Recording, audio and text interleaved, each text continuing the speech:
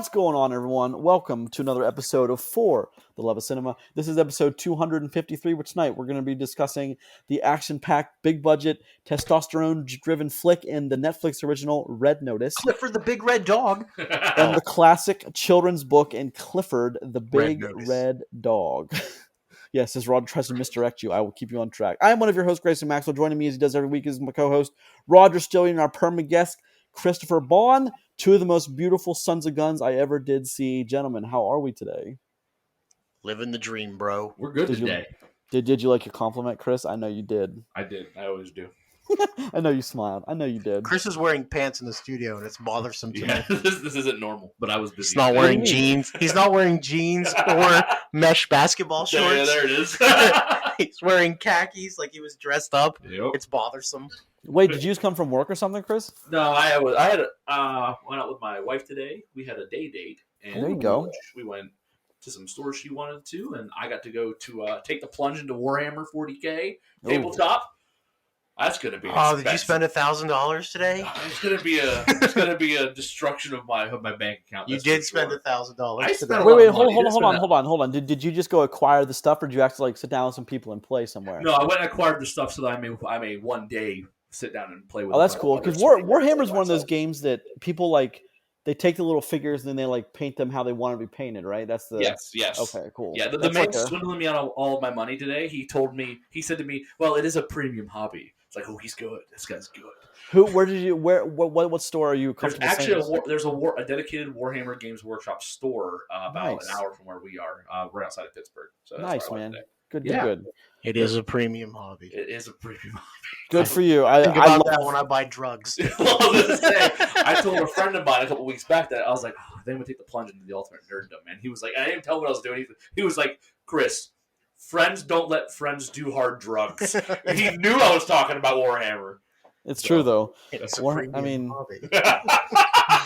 Warhammer buys is a bag of mushrooms. Warhammer It's is a premium hobby, y'all. This is a family show. Warhammer is a very expensive hobby. I mean, we all have those. I mean, It Magic is. is, I'm super excited though. So. Magic is my expensive ass hobby. I know but, some other yeah. Warhammer nerds. You want me to introduce you? I do. Okay. I do. Yes. Warhammer. It's been around since when? So long. It's The like 80s. yeah. 80s, early late 90s. 70s, it's 80s. like, Yeah. it's like 30. It's like a 30-year going thing. Yeah.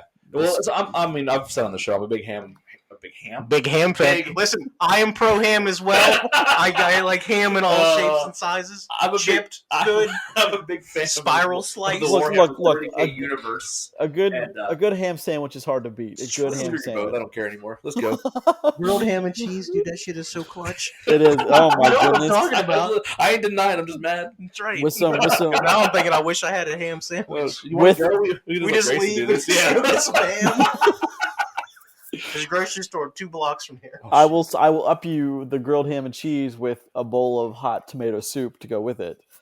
Tomato soup. We Listen, could just get some soup. every now and then tomato soup does hit the spot though. It does though, doesn't it? Like it's a good comfort food. It never really does. doesn't hit the spot. Yeah, it's very You've seen true. those psychos that get it in like the warmable cup and you drink the tomato soup? Yeah. That's untrustworthy. If you do that with tomato soup, you're a serial killer. Get out of my house. Oh man, I can't believe it's marketed enough where they sell that at a regular grocery store too. Here, take your tomato soup on the run. You know, it's like your coffee in the morning. I pop my tomato soup in the microwave like What some sort of monster. What sick bastard decided that was actually a good move? Oh my goodness, the tangents we get off on the show, but ham's good. Now I got to think about like a good ham sandwich. Dang, Sandwich. a sandwich, yeah, good ham sandwich with some good cheese, some good piece of lettuce. Oh my gosh, Oh, you take bad cheese and lettuce. It's fine. it's a good point. It's very true. I mean, sandwich art really is an art, and I don't care what everyone says. Like a good sandwich person is worth like waiting in line for to like make your sandwich. You know? Oh man, sorry. There's this place in Pittsburgh I go to get sandwich all the time. Like I have a specific dude who makes my sandwiches, and damn it, if he doesn't make some of the best sandwiches I've ever had in my life. He's talking like a tattoo artist. He calls him baby. What's up, dude? He gives him the head nod like, mate. Make that good. I love it. All right, gentlemen, what else is going on this week? Anything fun now that we go into Thanksgiving week this It's week? Thanksgiving week. That's It true. is. It's a short week. I don't know. I'm going to be very large for at least 2 days. Good. I'm so fat right now anyway. Oh, God. It's been a long couple of months. You got. I mean, this is prep week, right? You just got to gradually get to more and more until the day of, so you can just destroy it. Yep. You can't just like fast because then your stomach gets small. You got to like eat slowly. No, and, that's like, what I mean. yeah. It's training day. Training week. Yeah. Training week. So get some ham and just pace yourself, but Yeah. keep your stomach. What else is going on? You guys watch anything interesting besides what we watched for the show? I have not, but I think I'm going to delve into Arcane. It's doing really well, so I want to see what all the hype. Oh yeah, you were talking about that earlier, Chris. Just talk for a second. What is the Arcane thing on Netflix? What is that? Arcane is a League of Legends like lore spinoff. It's an animated series. It has as of right now a 100% on Rotten Tomatoes, and the following of that game that all the story comes from is absolutely gigantic. Still, there's a lot of people watching that, so I want to see if really it's as good as it's living up to it. If it's just the fans giving it good ratings, but I've heard good things. I'm gonna at least peek at it. Good, yeah, you definitely. When you're checking numbers. What's Why that? don't you check Warcraft? I did. Doesn't even come close. I didn't figure. But yeah, like it's like Warhammer's 4.86 monthly subscribers, 4.86 million monthly subscribers, whereas League has 118 million monthly users. That's insane. So it's just an astronomical difference. Good lord, man. And just think about Netflix having all them people tuning in. You know what I mean? That's a lot of viewership. Well, so let's talk about for a second Netflix's decision to. Chris, earlier in the week, you texted about a game that you don't think looks very good, and in all actuality, it wasn't a good movie, so the game's probably not very good either. Kate. Oh yeah. So Kate? Netflix is moving into the realm of gaming soon, but we've known that for a while. Netflix is not quiet about that. So, but do you remember the movie we talked about many weeks ago, Kate? That has a game now to it, and how? Just because I'm curious, how dedicated to the gaming thing do you think Netflix is going to become? Well, so after I found Kate, I looked at a few more things, and they do have like 2 more games. I can't remember which ones they are now, but it looks like they're being cautious about it. So I'm not sure how dedicated they are. So Kate is a $7.99 game you can buy on Steam, and it's only on the PC platform. So it's not even reaching the widest audience it possibly can. What is it about? It's the same exact description of the movie. Like word for word pulled from Netflix. That's an odd game description game to make. And it's if you remember Grand Theft Auto 2, it's like Grand Theft Auto 2, but a little bit better view, like top down. Around as Kate, walking around killing assassins and stuff like that. Yeah, it looks pretty basic, but it's a step in that direction. We'll see if they do more, but I think they're kind of getting their feet wet with it. But like all the colors and stuff from the movie are very much in the game. It's heavy fluorescence. Yeah, fluorescence, neons, very, very techno feel, that kind of thing. It definitely has those vibes to it. So they're definitely pulling it straight from some of the stuff that they are producing. Interesting. To make it seem like a seamless transition. I wonder if that means they'll be buying up more properties. That's possible. I think they have to. That's right? a good point. If Cowboy Bebop doesn't completely bomb, I bet you they try to do one of those too. That's risky. It is. Cowboy Bebop's not doing it. Didn't that just come out too? It's not getting good. What was the first review you said? Cowboy Bebop is hot cowboy trash. Cowboy Bebop's a big deal though. In the anime world, it is. Yeah, It's a huge fan favorite. And to be honest, I'm not a big fan of that one, but I know it has a huge following. It's just not my thing, but it's got a lot of people that are going to be really upset when that series isn't good. I hope it's good for their sake, but it's just not reviewing very well right now. Yeah, well, I mean, we're going to talk about one Netflix movie today, a big one, Red Notice. Yeah. And perhaps Netflix should focus on making movies good first before they go into another movie. Get one of these avenues correct. Well, I mean, let's talk about Netflix for 30 seconds before we dig into the news and really get going here. Netflix kind of has 2 ideas about how things are going to be made. Either it's content generating, like Tiger King, stuff like that. Okay, well, that stuff doesn't have to be good, but everybody's going to watch it. Then you got stuff that is good that drives people, like Squid Game. Okay, people seem to love that. Never, not my thing, whatever. And then you have big movies like Red Notice. Okay, Red Notice is a driver in not a very good movie. Mm-hmm. Well, which we'll talk about why here in a little bit. But then we have their other things, like some of their good stuff is the best stuff you can have. True. You know what I mean? Like they have multiple Oscars under their belt now for their in-house productions. And it just swings wildly from one end of the spectrum to the other. I mean, Netflix's plan, their goal is to hit as much of an audience as they can with all the content they have available, and they also seem to go that way with the quality of their content. So it's consistency. Well, I mean, we look at I have the problem, and this is me personally, and I'm sure you guys do too. I look at Netflix. I look I don't look at Netflix as its own industry where I should. Okay, Yeah. because Netflix isn't just a creator. Okay, they are everything. They are the creator, the distributor, the marketing, every single thing. Or we take it somebody like Paramount, where hey, we're making this movie we got from this place. Netflix like no, we're making our movie, we're distributing our way. The movie is what it is. Yeah.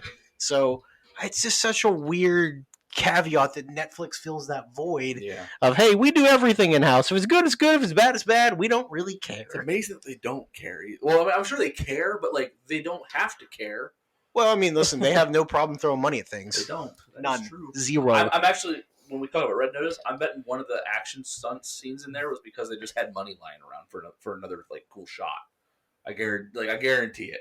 Like no, I don't think it was written in there in the original write up of the script. Someone said, "Hey, we got some more money left. Where can we stick something cool?" But not just that. It says movies like Red Notice that are, might not be on the top end of the spectrum when it comes to quality, but are certainly fun to watch. But they're also pulling like the top stars in the industry. Yeah, into- that's that is true. Yeah. So there are. I mean, you'd be hard pressed to find two more likable stars than Ryan Reynolds and Bankable stars too. Ryan Reynolds and Dwayne the Rock Johnson. But I Well, mean, look at sorry, go ahead. I was just gonna say on that, on that direct point. Do we think that they're getting the stars because of how much they're paying these guys Yes. for their contracts? Well, here's the thing though. They got what's his name? The beautiful bastard that is in Witcher. Henry Cavill. Yeah, they got him, and he's a fan of that content. Mhm. He isn't just an actor. He's passionate about that. Oh no, yeah, that style of series. movie, Yeah. that series that the gaming version. He's a huge nerd. We've talked about it. Well, that stuff helps, but I'm sure the paycheck also helps. I don't doubt that. But Well, it's like, but I mean, it's seriously like, hey, yeah, listen, are you interested in this? Well, yeah, sure. And he goes, all right, but we'll also do it for this. And he's like, cool. yeah. Because I'm sure if he went like, hey, we'll give you $1 million for 20 episodes, he went, I don't really know about that. Yeah. You're like, we'll give you $20 million for 20 episodes. And he went, I think I'll make some time. I still get the executive producer credit, right? Yes. Nice. Yes, Sure. you do. But it was probably more like $1 million for 20. Then he's like, no. They're like, how about 20 for 2 seasons? Yeah. It was like, Or he's Yeah. like, well, how many? He's like, well, we'll do 8 the first season, but we might bump it to 17 the second one. He's like, okay. Okay, I think I can make that sacrifice. Sure. Yeah. But we're gonna have plenty to talk about with that in the coming weeks. But let's start the show, shall we, gentlemen? This is, in case you're wondering, episode 253 of For the Love of Cinema, a podcast about movies, film, and cinema, which posts each and every Tuesday morning at 5 a.m. on Podbean, which then distributes to iTunes, Spotify, Google Podcast, Amazon Music.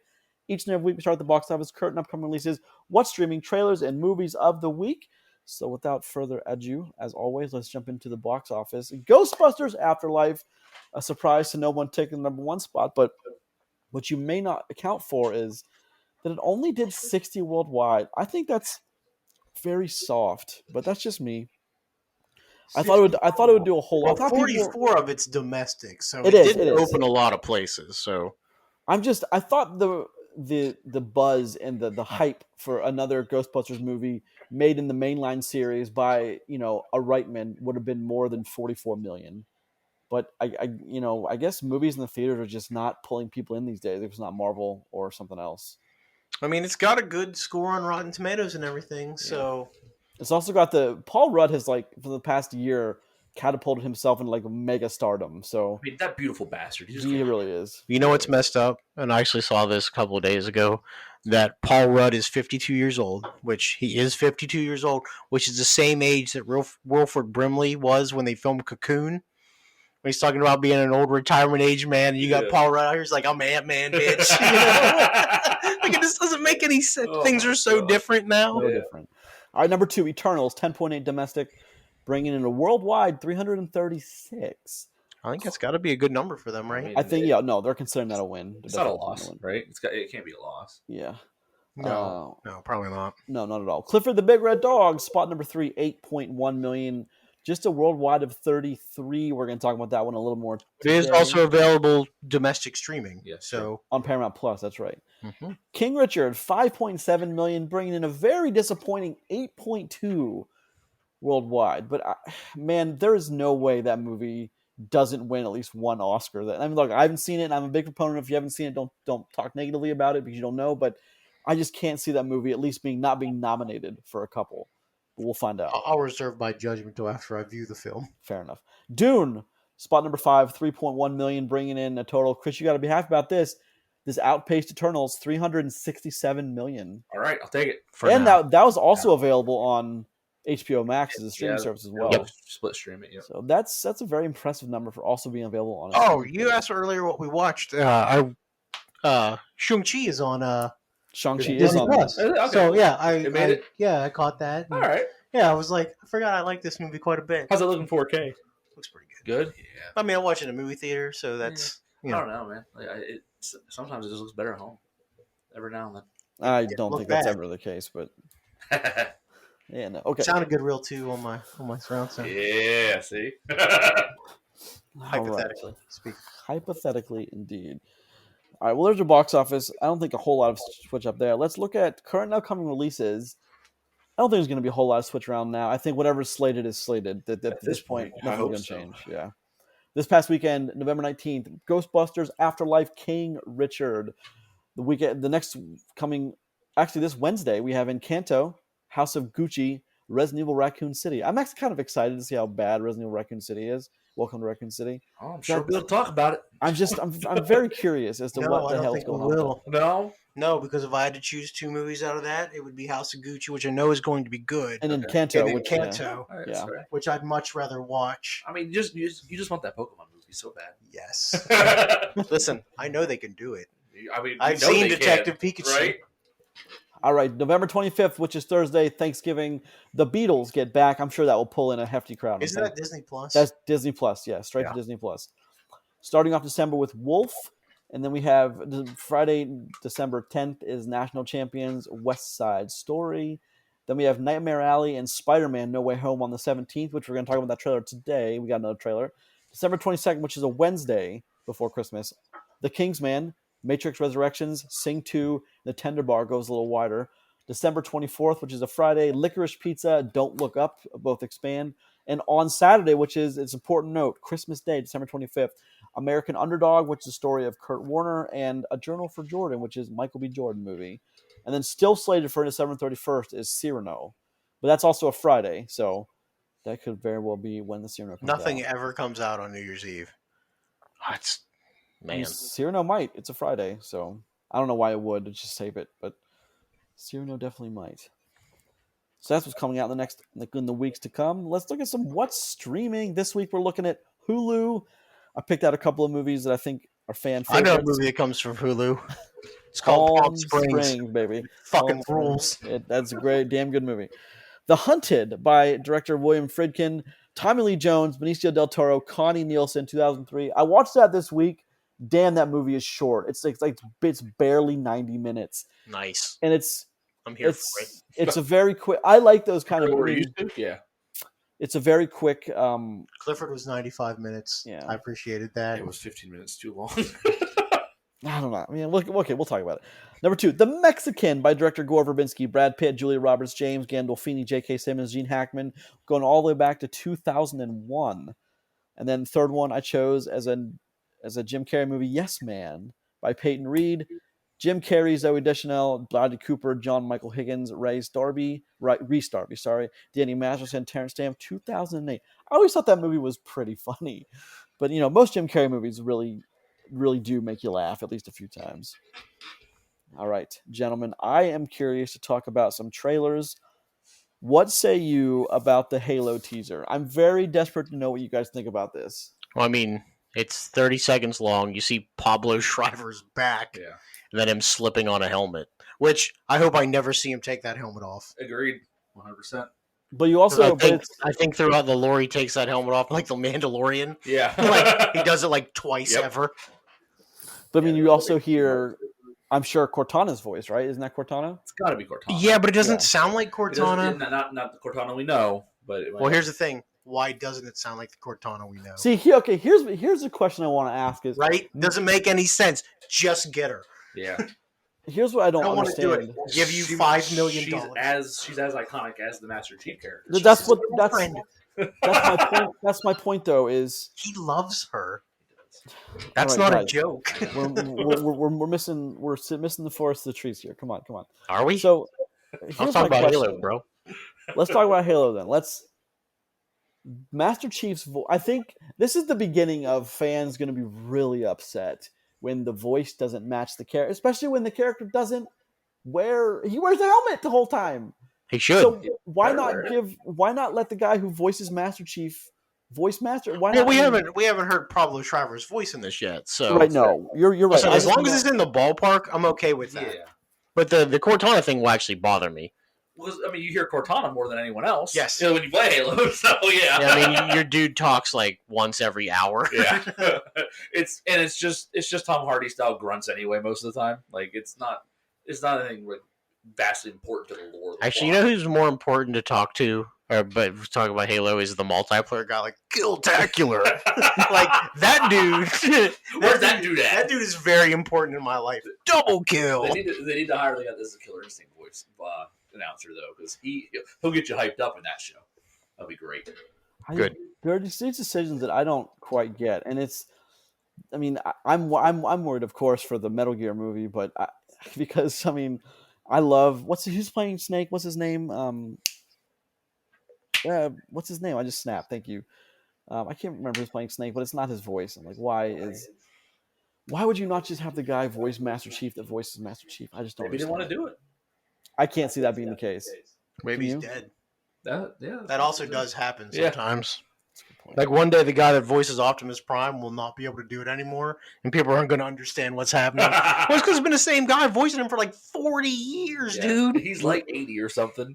Who is that? Peter Cullen? Yeah, Peter Cullen, like he's like 77.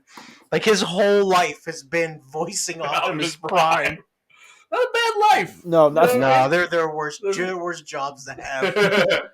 He's got a few pennies tucked away, I'm sure. I mean, yeah, we want the voices to be pure. We want to be purists here, but at the same time, there's been content out that we haven't thought that about. So I think they're going to get people that they see as this version of Halo. It won't be the cut and dry, video game version put onto an action screen. It's not going to be that. So we'll have to see how they do. I don't know. It being on Paramount is the only thing that throws me off, really. Like, how much money do they throw at it? That kind of thing. I think it's not just going to be on Paramount. I think it's going to be on Showtime. You think so? I do. Well, that's where it was supposed to have started.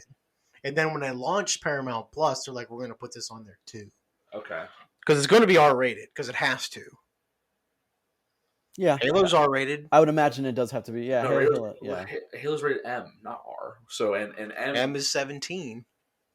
M is 17. M is definitely 17 in the game. but it's only 17 because of the gun violence in it. That's the only reason. Doesn't why matter. it's rated M. A rating is still I a would rating. be surprised if it's not. It won't be. It'll be PG-13. Same reason why all of our superhero movies are PG-13. Not all of them. Not okay. You Deadpool. know what I mean. I mean, Deadpool for certain wasn't. I'm willing to bet you a value, Neil Grayson, that it'll be PG-13. No, I'm not. That's a dumb bet. I'm not making that bet. You Wait, made what that is- one. You what made was- dumber. What was Logan rated?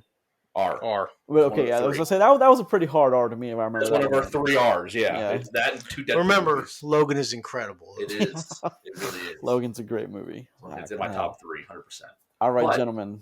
But so I mean, this is going to be PG-13 in my opinion, and because of that, it's going to be a little bit washed down anyway. But we'll see what we get out of it. I hope it's good because I'm a fan, not a huge fan, but it's just this kind of content I want to see do well because again, there's lots of good stories in the video game universes that you could tell that would be great movies and great things to see on screen. And ones that adapt themselves well to the big screen, or at least with a little bit of thought and a little bit of changing, can certainly be adapted well. Yes, agreed. Yeah, without Oh, it's Oscar sacrificing- Isaac is Snake. Yeah, that's what I mean. But like, that's not. I mean, without the voice, you don't have the character. That's plain and simple. He's a busy guy. Yeah, he is. He's doing everything.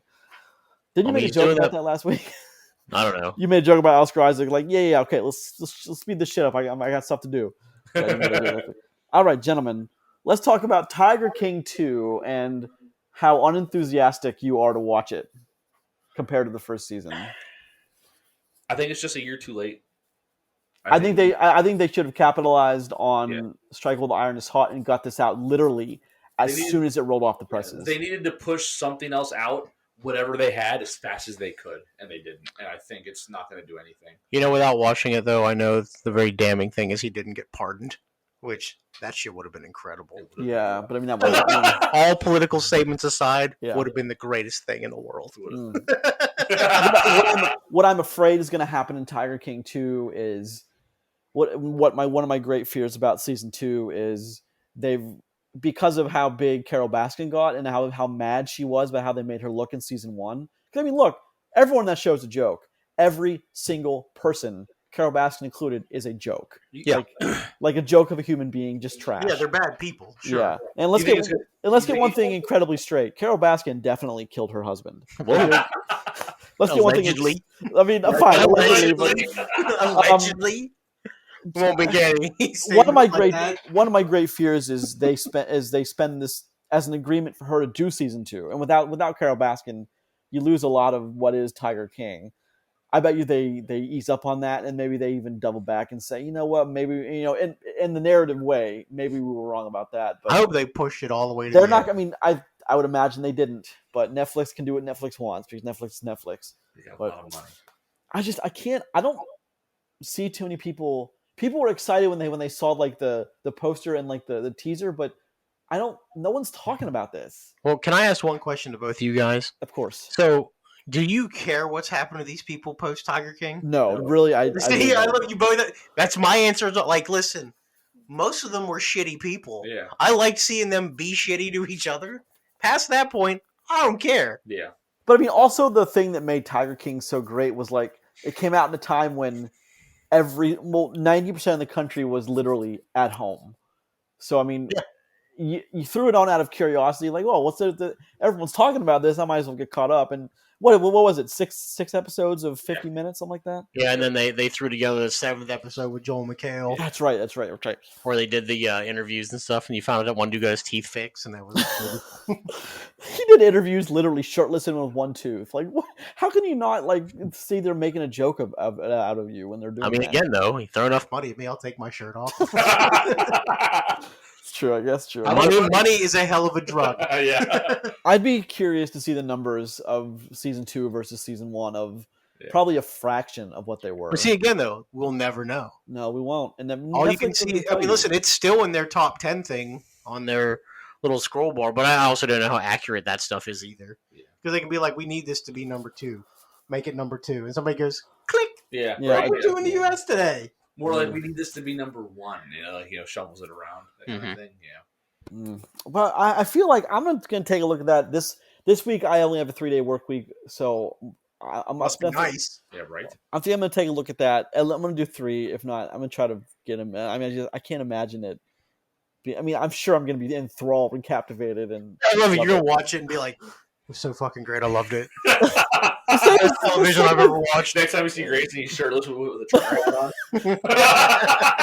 It's the same with Clifford though. It was like I couldn't have been, like You get there's the not same vibes from Tiger King 2 you no got no from Clifford? just hear me out for a Oh. second. The same. I can't think of a movie in the past 10 years I've been less interested to see than Clifford the Big Red Dog, and I still walked out of the theater like, okay.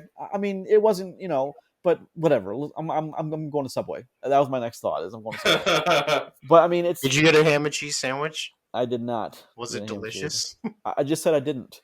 I hate you. Thank you. Appreciate that. Yeah, I just, but I can't imagine Tiger King 2 to being bigger than the first one. On that note, gentlemen, let's talk about Limitless with Chris Hemsworth, that beautiful bastard, Chris Hemsworth. I thought this was gonna be like Limitless 2.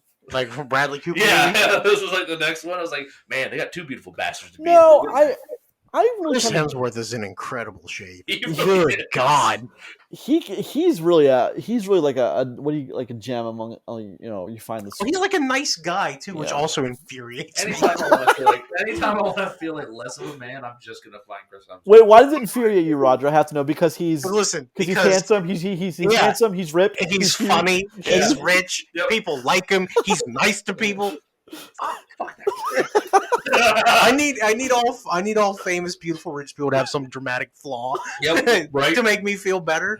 Like And he I don't think he does, unless he's murdered like 9 people. Yeah, he might And- have. When we Hey, find listen. out, when we find out, we'll He- be like, He wasn't always famous, We so or like saying it for years. or like someone digs something up that like when he was younger he kicked a dog or something like that. That'll be it. That'll be the one. Like, oh no, Chris Hemsworth, he kicked a dog. You know, he's not perfect. So what do you guys think about Limitless with Chris Hemsworth? I mean, I like the idea of it, but I mean, clearly he's not going to die because we would have known that already. Yeah. Well, it's one of those things where, like, I don't know. I have a hard time believing that everything you see on that kind of stuff is legit anyway.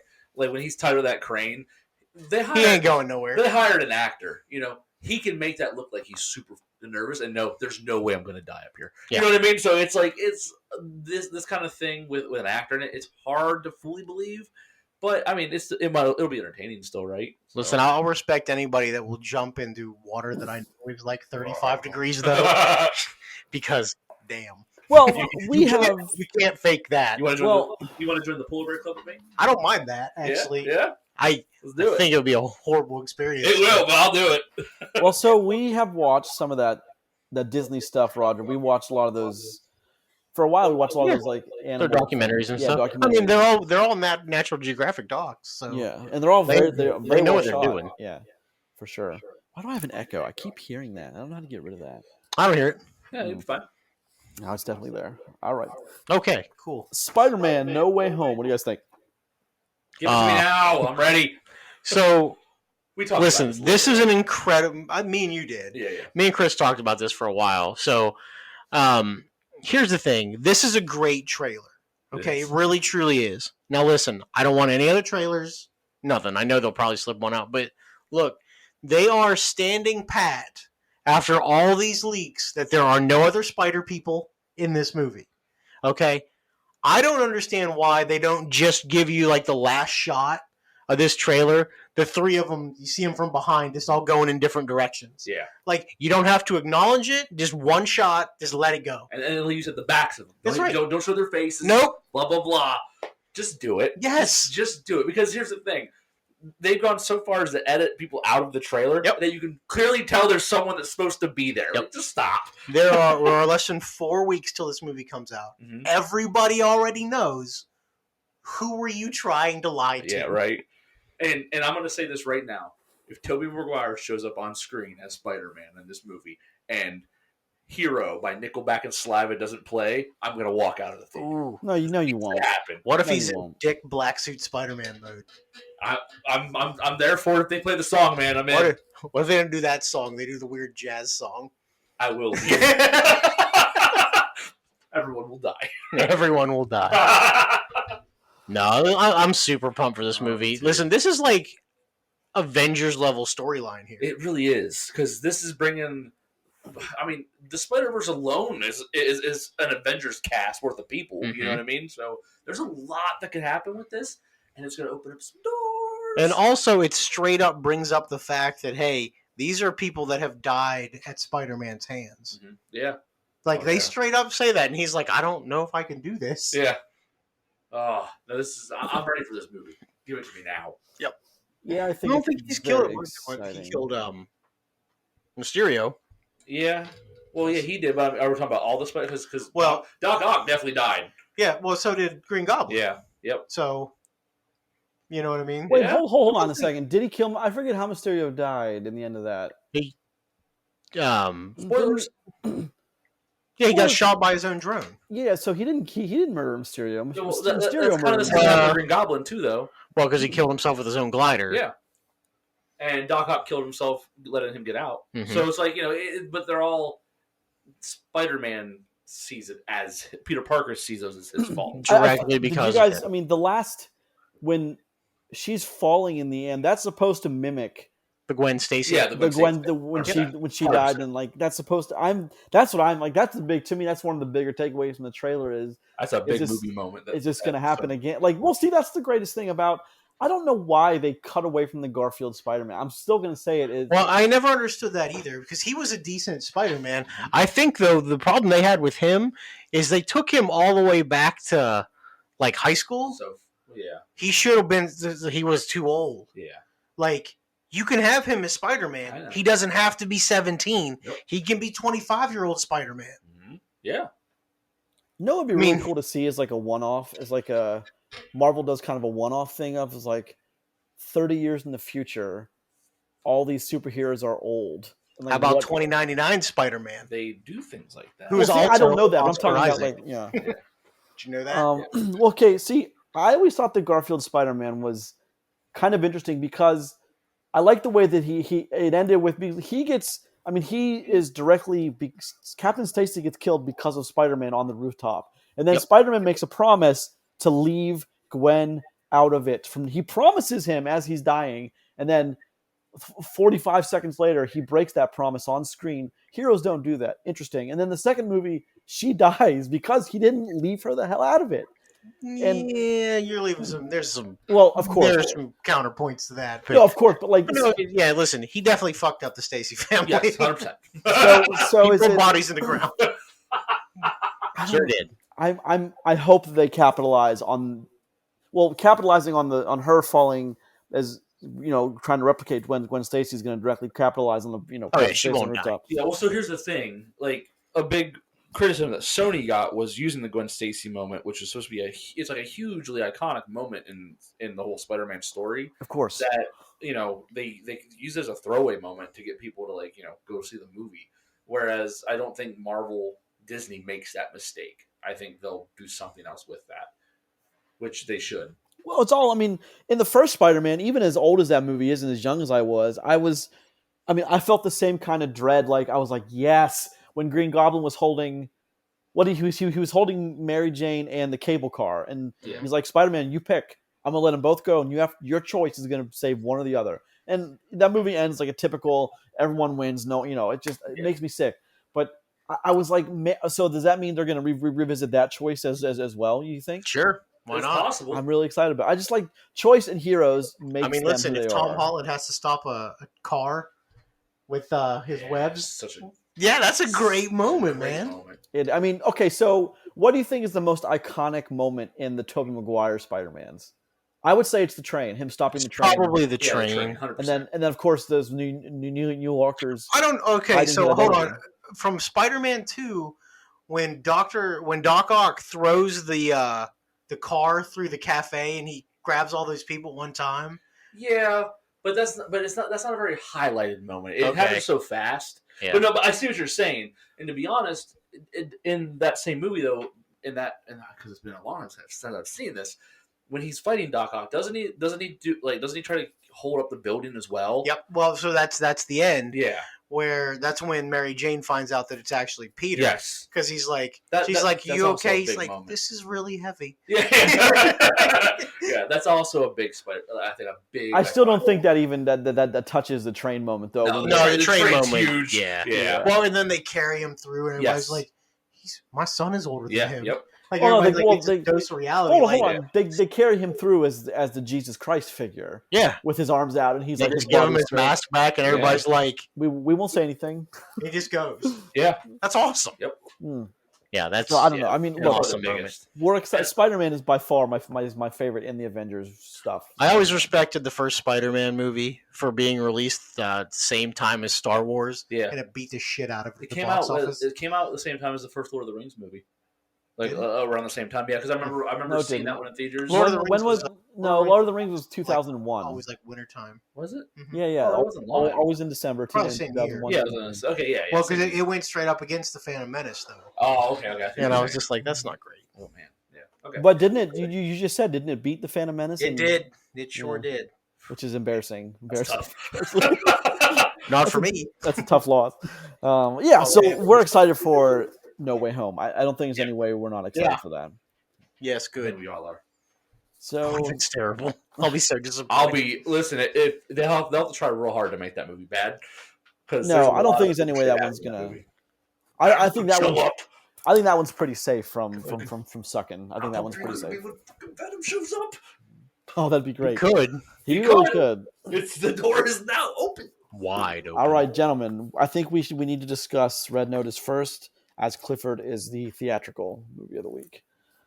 All right. So you're so enthusiastic. Let's talk about Clifford for 1 second. Now, following the tradition, tomato meter on Clifford the Big Red Tomato. Dog. Tomato. I Tomato say meter, tomato meter. tomato meter is I do not 52. and audience scores 95% on that.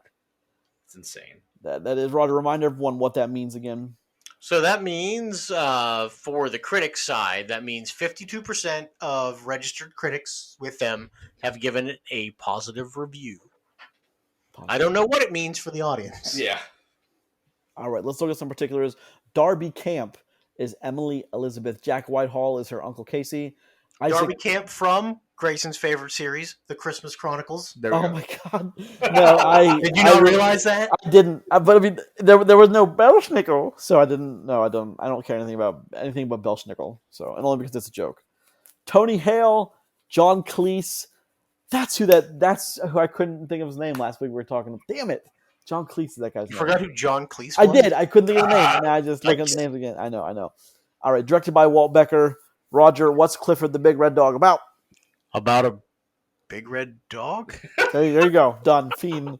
Now let's talk about Red Notice. All right, so let's go ahead and rate this. Yeah. So what Clifford the Big Red Dog is about? Hell, I don't know. It's supposed to be about Clifford the Big Red Dog. And the more he It loves, the bigger he gets. is a big red dog in there. Before we really dig into anything, can we talk about how weird he looks? So this was one of the things I was going to bring up, but yeah, I mean, if we wanted to talk about this now, Yeah. I'm ready to talk about this now. Oh, well, hold on. Let me give me 30 seconds to tell a story. Go ahead. So the real story behind Clifford, it's a very simple story. Okay, it's about a young girl who's not exactly fitting in where she's going to school now. She comes across a magic guy giving out magical animals, gets a magical dog who gets really, really big. Her doofus uncle tries to help her. That's a great way to describe it. That's a doofus uncle. Great way. Yeah. Yeah. So, and then hilarity ensues, right? And ultimately, the dog. Wins the day. Yeah. Yeah, I mean, dogs pretty much go undefeated always. So this is I mean, I don't remember a lot of this when I was young because I wasn't into Clifford. So obviously my parents didn't invest a whole lot of money into Clifford stuff when I was super little. But Grayson couldn't read till he was 14. So he bypassed the Clifford series. 14. Let's try 21. So okay, I never. I was just trying to help you out, bro. So You I didn't have was to tell him the never. goddamn truth. I don't remember Clifford ever being like a massive thing. I mean, listen, that's a big time book series for kids. It's one of those ones that Clifford's one of the ones where kids who are learning to read end up reading Clifford the Big Red Dog stories. That's a real thing. Okay, fair. I just wanted to know. I was never into it, so my mom never bought those books. But so it is a bigger deal than I'm remembering. It's a big deal. Yeah. Okay, and I can see why. But the thing behind that is, even though it's a big book series, I don't know why we need something like this to try to open up the Clifford universe per se. Well, see, that's my question. And Roger, you're usually the guy to. How much? What's the Clifford, the Big Red Dog budget? Oh, I don't know. I'll find out. Hang on. Yeah. The question I will ask you guys: 64 million. 60. Wow. 64. Yeah. So what is it, like 50 on him? 50 on Clifford, and they didn't even do a good job. Well, sometimes they did. Other times. All right. So let's talk about the dog in the room for a minute, okay? Yes. So Clifford the Big Red Dog is completely animated because, of course, he is. Yes. However, especially when he is little, right? It looks so weird. Looks like an alien. It look when we first meet Clifford very early on in this movie, obviously, he's little. He's like the run of the litter puppy. Yes. Okay? And he's completely animated next to all of his non-animated puppy brethren. Weird. He looks so weird. Yes, and I mean it's so weird that it's so noticeable. It just looks so out of place. Why are you gonna do this? How can you try to animate this dog? Just dip a goddamn golden retriever in ketchup and fight PETA later. You know what I mean? Because that does not look good on screen. No. I mean, I know what you said is in jest and it's meant to prove a point, but because it doesn't look good. But I don't know how else was there another? I mean, let's say okay. Where do you think PETA stands on? You take a dog, a real puppy, and you put one of those little ball suits on it. They probably hate it. Yeah, I would imagine that wouldn't go over well with any. But here's the thing, though. I don't know where they got this animated dog that they tracked. Listen, I play video games all the time and see plenty of good boys that need their head fatted. He does not look like a good boy. He looks like some weird demon. I said that today. There's one point where someone's holding puppy Clifford sideways. He's like, you could almost see where the 3D rendering of his ribs are supposed to be for a second, and he looks super demonic, like he just crawled out of the third circle of hell. Have you ever read the Hellboy comic books? So the Hellboy comic books, one of the things in the actual comic book, they are printed on black paper, okay, which is really, really cool because Hellboy is bright ass red. Yeah.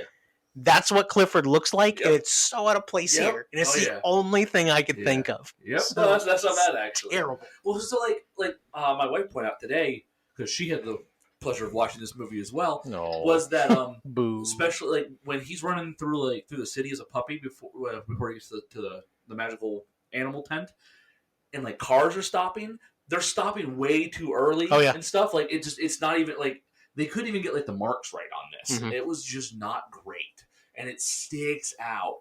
But your 3 to 8-year-old audience doesn't get it. Well, that's the thing, right? So this is very clear early on, and obviously with the content, this is made for young kids. Well, that's confusing at times too. But well, mostly this. Okay, so technically this is a family movie geared towards younger children. All right, we are not the peak demographic here. What? Obviously, my 10-year-old might be like, "Hey, it's fine, whatever." Yeah. Chris's kids might. Your daughter loves it, right? My 7-year-old is definitely into this. Chris my 3-year-old watches Listen, when you get home or tomorrow, I want you to ask her, what do you think of the animation style that they chose for Clifford?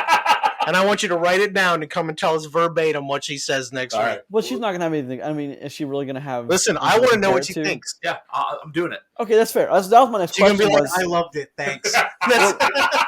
Chris's daughter, perfect. Yeah. That was my next question was, did your kids enjoy it? Did either of you have your kids watch it in a day? Yeah. My kids liked it. I had to watch it twice. We had it running in our living room. My kid came in for a little while, watched it for a few minutes, and was like, nah. Let me ask you guys a question before we really dig into the story. Is there a reason that this isn't fully animated? I think it would have been Probably a lot worse had it been more animated. maybe. You think? $64 million. I think it would have been more expensive fully animated. Well, okay, hold on. I'm thinking animation is them trying to make it look as realistic as possible. They could have just Pixar style. That's right. You didn't have. Okay, there we go. Yeah. Right. Yeah. You're overthinking it. You're thinking photorealistic. Yeah. I'm thinking Sing. You know what I mean? Where it's okay for things to be weird. Yes. There's a giant red dog. Yeah. It doesn't have to be believable. Yeah. Well, I mean, okay. I think it has to be because of how iconic the kids series is. They want this to feel real. But for kids. Clifford's real. You can love something so much. My counterpoint to that is, at the end of the book, or at the end of this movie especially, they show him how the drawings look. Yeah. He doesn't look anything like the drawings. It's true. If he's animated, he can look exactly like the drawings. Yes. You don't have to have a new weird red dog. You could have actually had Clifford.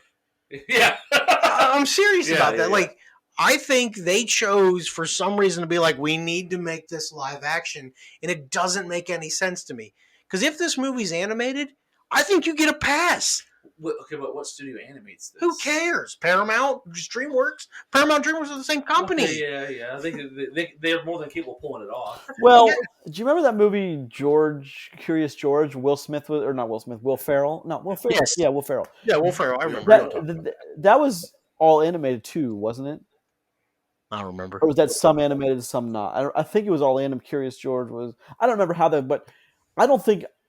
Now that I guess I hadn't considered that question, but I think that movie would have been, the animated version of this would have been a whole lot more weird than the one we got.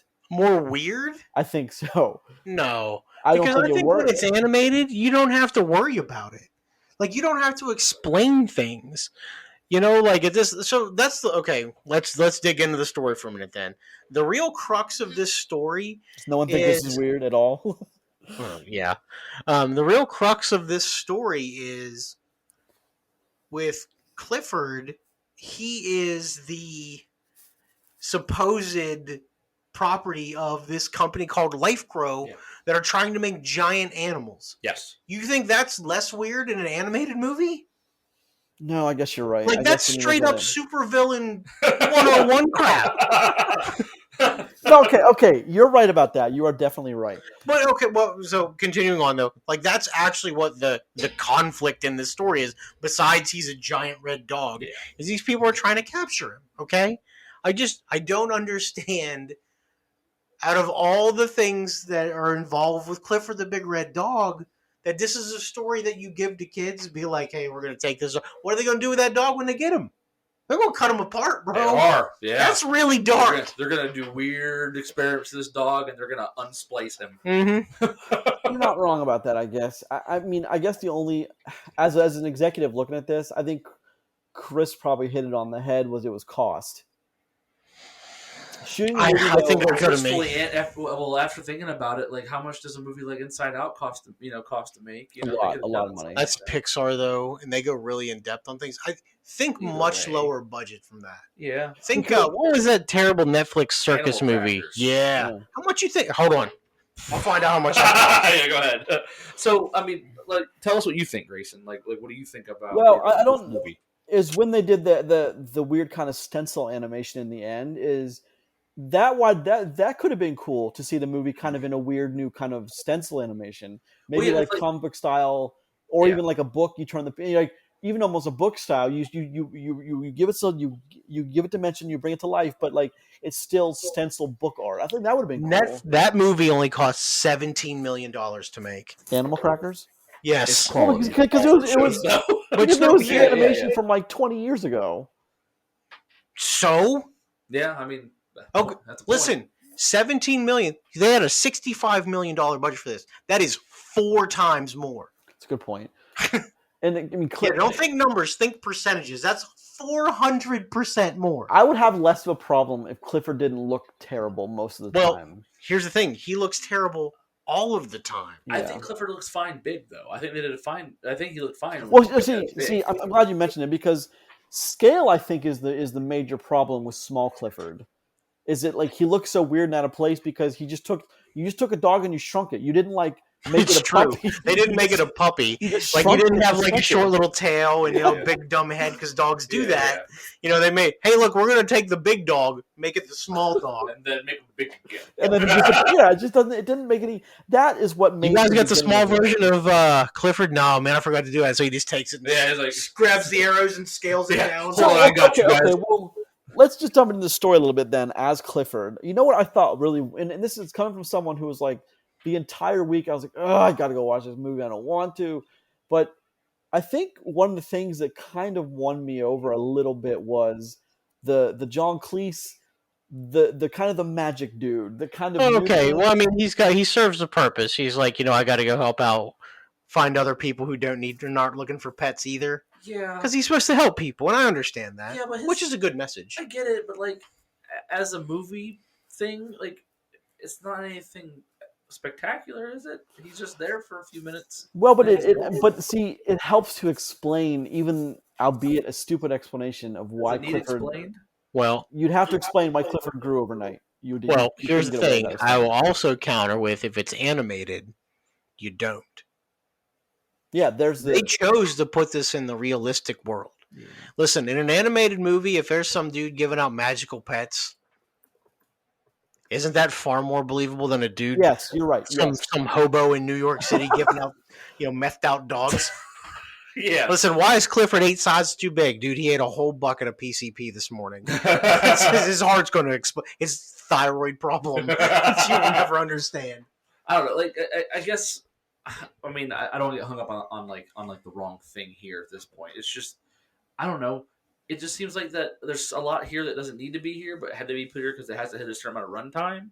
Because you could say the same thing about Life, bro. You could remove them from this movie and just make it hard for her to keep Clifford, and the second act of this movie is Clifford causes a whole bunch of problems Well, with his eyes, and then the third act is just really convincing everyone that Clifford's a good thing for the community. Well, all he had to do was save somebody Well, or a that's what I couple of mean, you people. know what I mean? Do something But heroic. here's and everybody also- sees the better part But of Clifford. here's also one of my problems with, like you said, Roger, making this movie live action but Clifford animated. That means you're somewhat putting it in a world our world. Yes, So absolutely. like no one. I mean, I think people were not. I'm trying to explain that, like, people didn't think Clifford was too far out of the norm. He's a massive red dog. No, they wanted to get an Instagram shot with him, which So, I I don't- understand because listen, if I saw a big red dog, I'd be like, bro, let me Bro. get that let me get that Ussy. So I just don't. I'm not quite sure I understand. Like that's didn't get explained, and they may have said in the creative stages of this, you know what, we're not even going to try because whatever is going to be ridiculous. But Listen, like, the government would have took him. well, that's the thing is Oh, like. The police would have shot him dead in the beginning of this movie, and that would have been it. The movie would have been 14 It would have minutes been like long. Jurassic Park. They'd have tranked him. They'd Yeah. have put him on the ship, and they'd have taken him out for experimenting. What was the girl's name in this? Emily. Emily Elizabeth. Emily. She's dead. You know what I mean? She dies. They come take Clifford. It's it's never heard. Oh of yeah, again. like SWAT, bust down Oh, the yeah. door, kills everyone, Yep. takes the extraction team. Yeah. Extraction team, it's the dog. Yep. We got to get the hell out of That's here. it. Yeah. There's a dead girl and a dead uncle. Real supervillain shit. Done. That's Well, your- okay, fine. Well, you, Roger, hit the nail on the head. Emily Elizabeth doesn't fit in. What do they call her school? Food stamp? Yeah. Which is, come on, that's awful. But She lives in a nice apartment in uptown Harlem. They ain't poor.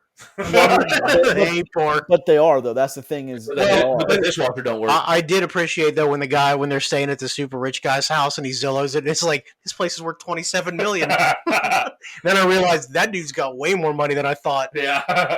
Super rich lawyer.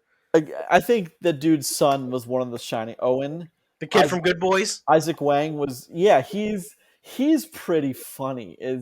Again, some of the better lines came from him. It's like when Emily in school's like, "Hi, Owen," and he just You know my name. he just screams, "You know my name!" Like No, he's like, I said that out loud, didn't I? every guy in school who when a girl talks to them, they have a crush on, has that inner monologue when you're in middle school or high school, or every single guy. I thought that was interesting how they chose to show that so early, and also it's after the first time he meets Clifford and they go to his house, and then the first thing he says when crazy Uncle Casey. Casey asks him a question, he goes, "I'm having a hard time unclenching my butt cheeks." Now, is it just me laughing at the humor aimed at the young crowd, like at the lowest brow crowd, or I thought that was very funny. I mean, it is funny. But I mean, Yeah, it's just one of those things that, as a movie, Clifford, this movie could have been a whole lot worse. And you know what movie I'm thinking of? I can't think of. Animal crackers. No, what was the movie where they went to a wedding there was animals at a wedding in a hotel recently? Oh, Tom and Jerry.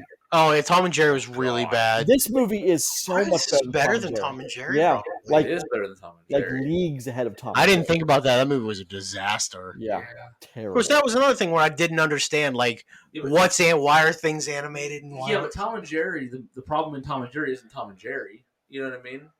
Tom and Jerry, the problem is everything else. In that You're right. movie. The problem of Clifford is Clifford. Yes. Yeah, Well, Clifford's one of the Well, problems. let's talk about Doofus Uncle Casey for a minute Doofus Uncle. in his fake accent. Yeah, his fit. Yeah. Okay, I'm so not- we talked about this before the show started because I wanted to make sure everybody's on the same page with me. What's this guy's name? He's Jack Whitehall. Jack Whitehall. Okay, he is in Jungle Cruise, the movie we just watched very recently. Yeah. Jack Whitehall is actually British. Yes. Okay, it's okay.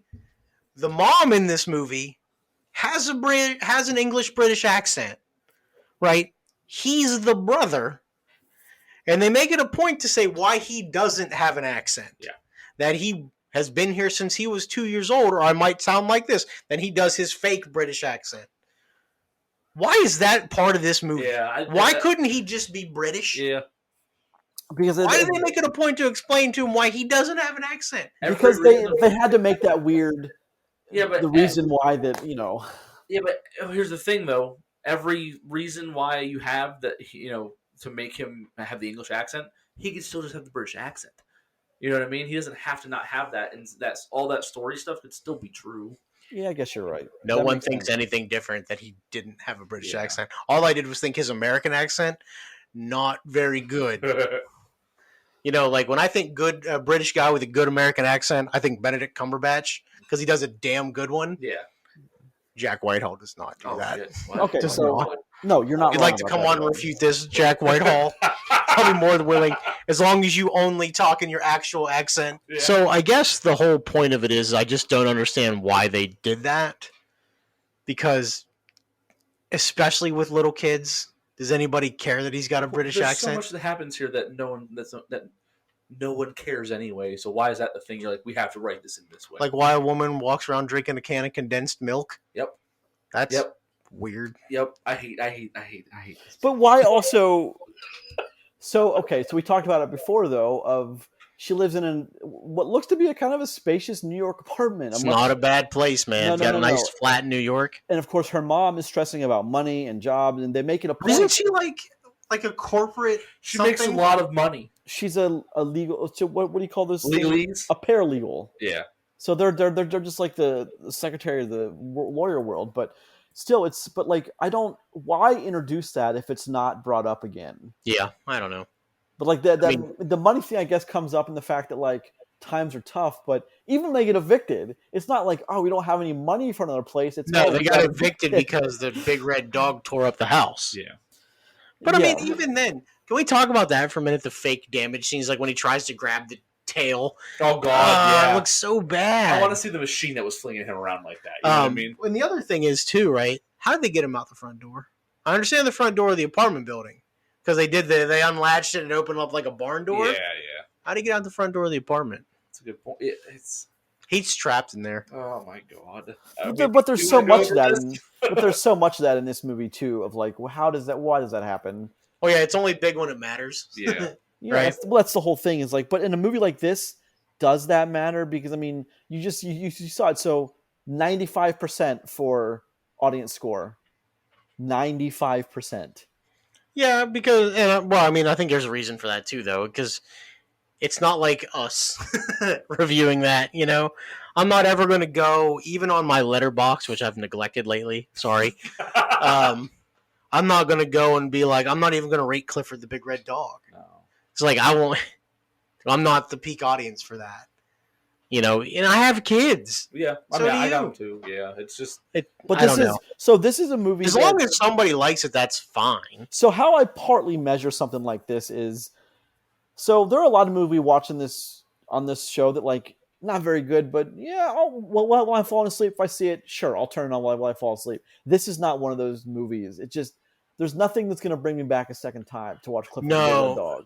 No, but like I feel bad for you, Chris, because you're gonna be stuck watching. Yeah, Clifford it's gonna be like, on every now and then. Now, But that's the thing is like on Paramount Plus, if you have kids and you have Paramount Plus, let them watch it as many times as they want to watch it. It doesn't matter. It's true, but it's so like I mean, no, you you're right. You're right by saying that. It's still painful to see though. Like this is a tough movie to watch for your parent because we've talked about this before with kids movies. Mhm. Sometimes you're along for the ride and it's great. Other times they're hard to watch. This is one that's hard to watch. So let's also talk about Life Grow for a second.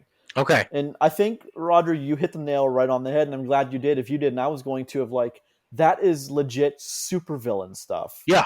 Like, and they somehow made They're that DNA sequencing animals. Yeah, but like Somewhere in the depths of Life Grow, there is some like octopus wolf hybrid waiting to be Clifford's main villain for Clifford 2. He must take it down. What if they're the reason why King Kong becomes King Kong, but Clifford fights? Oh, don't start God this. damn it! It Don't- isn't It's all gonna tie together. I knew you were going to do that, Chris. I knew you were going to enable Roger. I knew it. I Wait, knew it. hold on.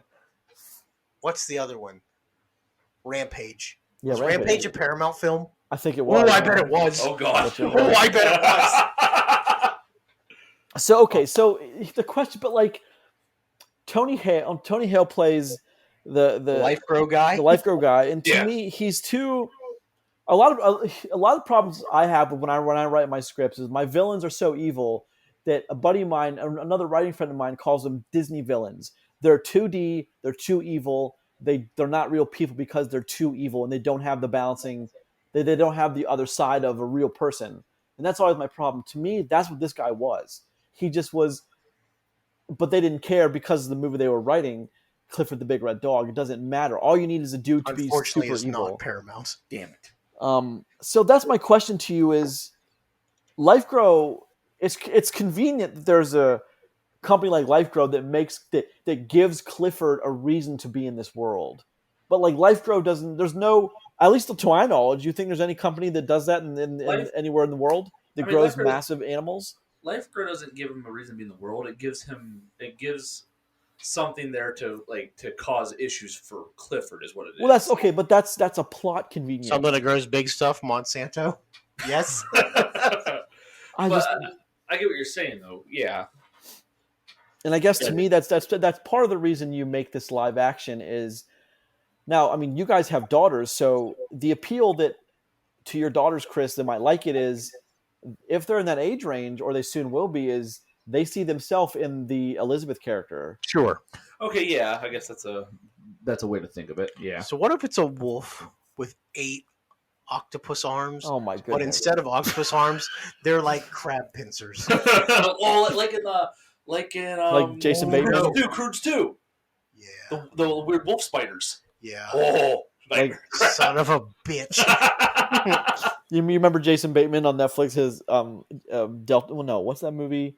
The Force, the stupid movie we watched with the superheroes that were, and Jason Bateman had a little tiny claw Thunder hands. Force? Thunder Yeah, Force. Thunder Force, yeah. Oh, that movie was abysmal. Jeez Louise. Yep, that was pretty bad too. So as we start to transition out of Clifford, What? as we start to There's transition, there's away so from much Clifford. here. I had another 60 minutes to go on Clifford. I'll bet you do, my friend. I'll bet you do. So I mean, okay, Chris. Yeah. What did you not like about this? I mean, we've already talked a little bit about the animation. The animation. That's a big thing, though. Yeah, in a movie like this, it is because you want that to be spot on, right? So the animation's a big deal here. Again, like there's just a lot going on in this movie that doesn't need a lot going on. The biggest things that are problems for me as a family that needs to watch this movie is why is there a gas station fight scene in this movie that it takes entirely too long on top of that? Because if this movie's for 3 to 8 year olds, you don't need that kind of that thing in there. That's not why those kids are going to watch this. Hold There's on. the near riots. Hold Yeah. on. One of those scenes was really funny though. When they put all that crap in front of the door and then they just open the door the other way. That one moment, yes, I'll give you that. But then the other 2 minutes of that sequence, cringeworthy. Well, to give the other people some screen time. Sure. I mean, those No, I are get it. those are pretty big names in the kid world, in like kids movies, kid shows. Okay. So you got to give them their few minutes, I guess, Sure. right? I mean, I guess the other problem I have, the other thing I would say is I don't like it when movies have kids that are driving cars that are in like a kids movie. I don't. well, like it doesn't make a whole lot of sense either. And It doesn't. It's eye rolling and cringy, and like when your kids movie has a car scene with the kid driving your car or the dog driving the car, Yeah. your movie's trash. It's weird, is what it is. It's weird, but also that scene when they're fighting in the makeshift convenience store, there was a cutaway shot when someone was fighting one of the dudes in black suit. There was a cutaway shot of someone grabbing a knife, and then the knife never came into the scene. I wonder why they even included Really? that. Because this is obviously not a movie where someone's going to fight with a knife. 14 people died, So that's my point. I mean, like, why? Even, overshadowed by a Oh, homeless no. man stabbing people. What's happening Was Clifford here? the Big Red Dog, page 1. Oh God! I don't know. It's weird to me that scenes like that exist and why they didn't take that shot out altogether, because there was no cutaway. I mean, there was a cutaway with someone grabbing a knife, but the knife never came into play, obviously, because it's a G-rated movie to begin Yes. with. So, I mean, it's just little things like that kind of bother me. Realism within the world they present, that's Okay. what I want to see. And by making it non-animated, that stuff all exists in our world. It You know, it's makes like- it matter, yeah. It does make it mad. And those guys Good. that were following them all had sunglasses on and all had the earpieces in and were obviously part of some weird conspiracy to get the dog. They would have had a gun. They'd just shot everyone involved just taking the dog. Like Roger said. everyone dies. They get the dog. Your movie's over. Your movie's yeah. over in 20 minutes. It's just one of those things. It's just, but there's a certain kind of finesse you have to do with one of these movies. Is like you can forgo some of that stuff because it's not that kind of movie. So Clifford the Big Red Dog is all over the place with mistakes. But when it comes down to it, it's a pretty simple movie with a girl who finds a dog that's just like her, and then an evil entity trying to take the dog away from her. Yeah. And then you factor in the doofus uncle, you factor in Life Bro, you factor in her friends in New York. And how about that one woman who let them hit that kid's like, hey, can we borrow your computer? Never would a New Yorker let some weird kid borrow their MacBook. Sure. And the kid just takes off down the Please have street. it. She just tasers him. Get the hell out of here. Oh. I did also find it funny when Clifford ate that other dog for a second. Yeah. Yeah. That was pretty funny. What if I he thought. wouldn't have spit it out? He just absorbs his life force and gets bigger. Yeah. Exponentially grows again. We're writing a better movie right now than what we watched. Just a murderous slayer of a red dog. Oh, wow. Chris also brought up a point that if Santa Claus's jacket that's and good. pants are made out of Clifford's fur. No? Yeah, that's pretty funny. Actually, that's actually hilarious. I mean, it explains why Clifford's a magical being comes from the North Pole, right? That's right. Good for you, man, for coming up with that. Good for you. I mean, it's a reach, but it's possible. Damn it. Yeah, that's 100% real Yeah. Clifford. If someone's like, "Is that real Gucci?" Like Santa Claus is wearing real Clifford. 100% real Clifford. Or what if you said that to like a kid who likes Clifford the Big Red Dog, like your Red Sweat? No, this is 100% Clifford. I'm still gonna mess with my 7-year-old this year. Yeah. Yeah. Yeah. So let's. I mean, Clifford. all kidding aside, question is, the target audience obviously is young kids. Probably, I mean, it's going to skew more to, I think, the female audience rather than the male. But I mean, this movie does what it's supposed to do for that target audience, and for I mean, that it's reason, a fine kids movie, that's right? the thing. Is like it works. It fundamentally works as a kids movie. It doesn't work for adults because as soon as you start asking questions, the whole thing falls apart completely. So, we always say fun matters, or like even if a movie's bad, like Jackass, it's not great cinema, but it's funny and it's fun and it works. I will counter and say Jackass is some of the greatest cinematic history we've ever gotten. So does that what I just say apply to a movie like this, No, where Hey, it works listen. for their target audience? there are plenty of people that might like this movie because their kids like this movie, and that's Yeah. fine. I mean, If, as an adult man critiquing this movie, dude, it's rough to watch. yeah. I don't really find it funny. It looks bad. I just for somebody my age, if I didn't have any kids, You'd I have would no reason to never watch this movie. None. watch Clifford. Yeah. You'd have Even if I zero did, reason. I will never watch Clifford again. Like, that's the thing. For a family movie or a kid's movie, we'll never watch this movie again. Chris, unfortunately, will, which, I mean, so like the three things I ask myself is, is the movie watchable for me? No. Does the movie have a good resolution that is good for my kid to see? Yeah, it's all right. And then is there anything in the movie that I don't like that I don't want my kids to ever think about? Yeah, I don't want my kids to want to drive a car. You know what I mean? While they're 7. Well, here's a big plus too. 12. Here's a big plus. At least Clifford didn't talk. So I wondered about that for a while. And If as you- we got further along towards the end, got more I worried. thought it was going to happen. But it did not. So there's that. Yeah, good on them for not making it creepy. That's always a a big plus. upset. Yeah, it's always a Big time upset. If I had to bet money, it's Clifford talking by the end of this movie. It was hard money on yes. Yep. And he was going to talk like this. Oh god. I mean, I'm very sure they I'm sorry I did that. I'm sure they tinkered with the idea. I'm sure they tinkered with the idea. But so okay, let's move into score this thing then. I'll go first, even since I'm Ooh. I think I'm going to be the highest, but I'm just going to give Clifford a 3.5 because it's this movie falls apart when you start asking questions. Nothing makes any sense. Motivations, the more broad you get, are fine. When you start breaking them down, they don't make any sense.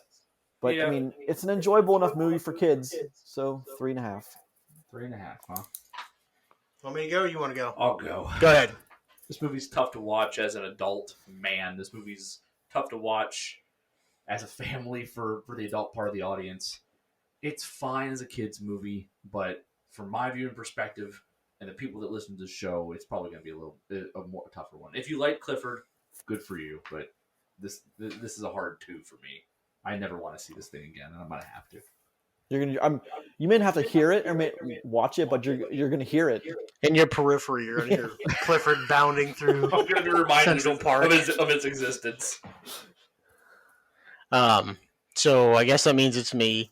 Listen, Clifford's not great. There's problems. I really, truly don't understand why this isn't 100% animated. I don't get it. That being said, Clifford's like a 2. I will never watch Clifford the Big Red Dog again. You monster, you hateful thing. Yep. Yeah. So there's that. I can honestly say I won't either. I can honestly say I will not watch this again. It's fair. I'm sure of it.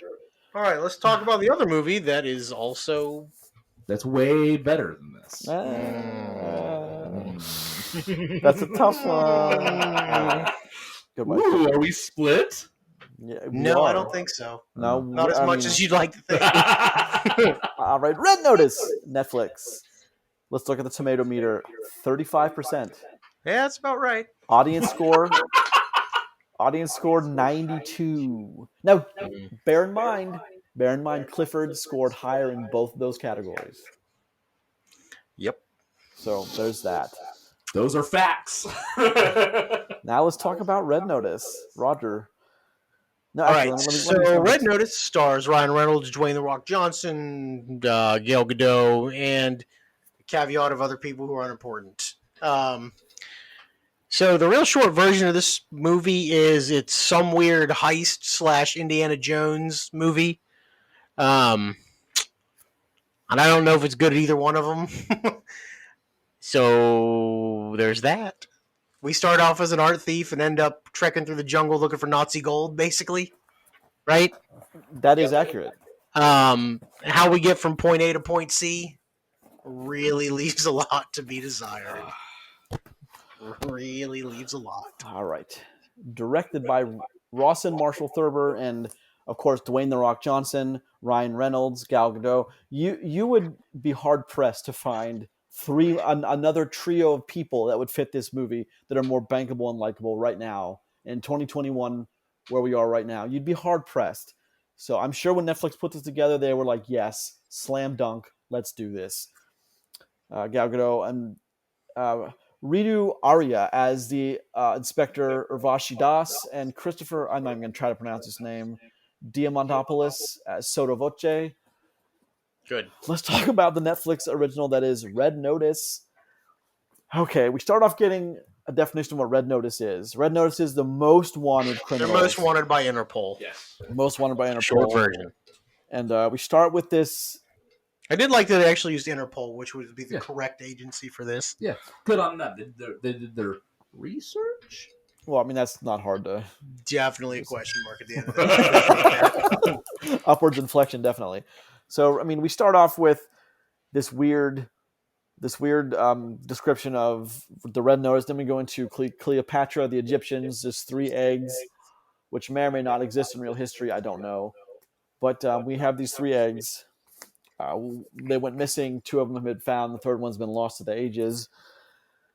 And we come into a Ryan Reynolds as Nolan Booth trying to con an egg where he knows is, and then the Dwayne The Rock Johnson is a cop trying to stop him. And that's how we pick up the movie, and we have a fantastic action sequence right off the bat. That is one thing that I will say about something this movie is the choreography is great, the action is good to great. Most of it's good. That's It is, never the yeah. issue. Yeah, I'll say Is Netflix has a problem. They can throw money at everything, and throwing money at most things makes things better or more watchable, fixable at least. Mhm. But I mean, when you don't have a story and you're relying on these 3 megastars to carry it through, that's Carry the entirety of your movie. really they are, and it's not you. I mean, you might as well have just called The Rock's character Dwayne, and Nolan's. You might as well just call him Ryan. I mean, honest to God, they're playing Right, themselves. Well, yeah. So I mean that's the thing, and we joked about this beforehand. So Ryan Reynolds' character is Ryan Reynolds. Yep. Dwayne Johnson is The Rock, and Gal Gadot is somewhere in between her real person and Wonder Woman. Yeah. Like that's really it. She might be the only person actually acting in this film. But I mean, this movie is essentially a 5-person cast, right? It is. Them Literally 3, is. the Interpol lady and the Spanish guy. Yeah. Right? Yeah. Like, Yeah, that's it. fair. Yeah. I mean, that's really it. Besides a bunch of nameless guys that get punched in the face, Yep. right? Yeah. There's your movie. Yeah. And Said it. when in doubt, Nazi out. Pretty much. When you don't know who to make your true villains, just somehow bring the Nazis into the fold.